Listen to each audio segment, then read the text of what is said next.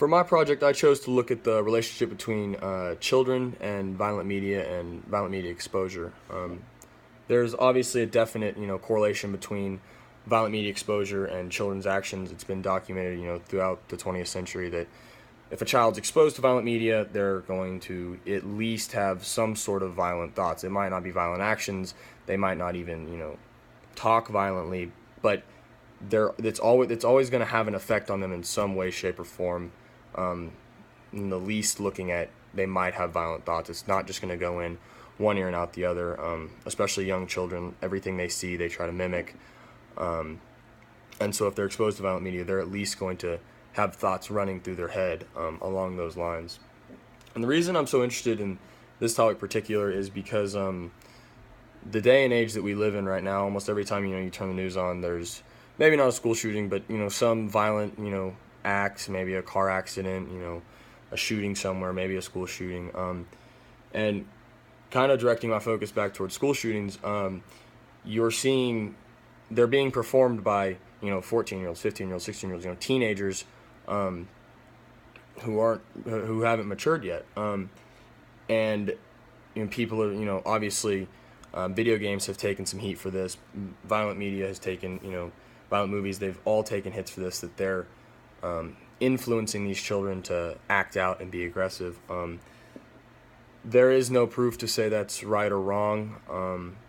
We don't know that yet. There's obviously a lot of other aspects and influences that go into children making those decisions, like depression, bullying, mental health. All those things factor in to that decision to lash out violently. But there definitely is some sort of connection between children's violent acts and exposure to violent media. We just don't really know the magnitude of it yet. So I wanted to dig a little deeper. I looked at this article called Violent Media and Aggressive Behavior in Children. It was a big article talking about all the different, studies and the facts, which we've already discussed in class. But there were two experiments that really stood out to me. The first one was an experiment with preschoolers. And the preschoolers were shown a video of adults aggressively playing with the toy doll. The adults committed actions such as sitting on the doll, hitting the doll in the head with a mallet, kicking the doll, and so the researchers split the kids up into two groups. One group watched the film, the other didn't. After the film was over, they put both groups in a room with the same doll and a mallet and any other instrument that had been used in the violent video. And what they noticed was almost every single kid that watched the violent video acted violently towards the doll. In fact, most of them mimicked what they saw. The researchers said that immediately the first thing that was picked up was the mallet, and kids were, arguing over who gets to hit the doll in the head with the mallet because that's what they saw. That's what they're trying to mimic, because they're seeing adults do it, and that's all they know. And so, after the students in the group that watched the violent clip, after they had already kind of tried out all the violent acts that they saw the adults do, they started making up their own. They started pulling the doll apart limb by limb. They started coming up with new creative ideas once they had already gotten their feet wet with the ideas that they had seen. And so that obviously shows the direct correlation of, even in preschoolers, they'll see something violent and then they'll act violently in some way, shape, or form. And sometimes it won't act violently, like I said. Sometimes it'll just be violent thoughts, but it always has some sort of effect on children of any ages. And the second experiment I looked at, it had two groups, ages 8 to 12. They split the children into two groups. One group watched a 20-second clip or a 20-minute clip of a movie that was virtually a battle scene. It was a lot of guns, a lot of shooting. It was a PG clip, so it wasn't showing like bodies or blood, but it was showing guns going off, shooting at each other. The other group watched some other clip that did not involve any firearms whatsoever.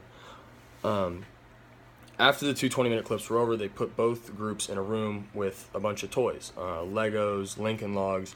They also had Nerf guns, and almost every single kid who watched the gun clip went for the Nerf guns. It said almost 95% of the kids immediately locked onto the Nerf guns and went over there and immediately started playing with them, whereas the kids who didn't watch the gun clip, most of them did not. Most of them just stuck to the other toys. They didn't really cross their mind to go find the Nerf guns. They intentionally put the Nerf guns in the corner of the room. So if you wanted to, go get them, you had to make an effort, whereas a lot of the other toys were in the middle. Yet basically every single kid who watched the violent clip went to find the guns. The other interesting part about this particular experiment was they also hid a 38 cal handgun in one of the drawers. And he told every single kid, there's something hiding in some of the drawers, go find it. The gun, obviously, it was remade, manufactured to where it was impossible to fire, it wasn't loaded. It was a safe experiment. And so 83% of the kids who watched the violent clip found the gun and picked it up and started playing with it. Some of these kids even pulled the trigger up to about 20 times, pointing it at each other, having no regard for safety, as it is a real gun, which they didn't know it didn't work, but they still had no regard for safety, and they still knew it was a real gun.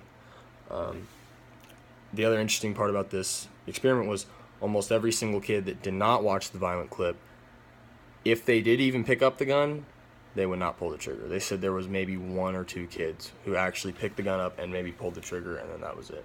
Whereas a majority of the kids didn't even get close to the guns, then the one that did kind of looked at it, touched it, and put it back. And so that's another example of, you see that, direct correlation between violent media and children. So to kind of conclude, I just wanted to recap a lot of what we learned in class. This was a very controversial topic that we talked about multiple times. We had multiple discussions over it. I think I wrote a paper or 2 over it. But I kind of wanted to, reiterate and go back in and really look to see the real relationship and get more knowledge and get more information and get more research about, how that relationship works, how children are really affected by media. Will they mimic it? Will they try to do something new? And I really feel like, going through this research really helped me do that. So yeah, that's it.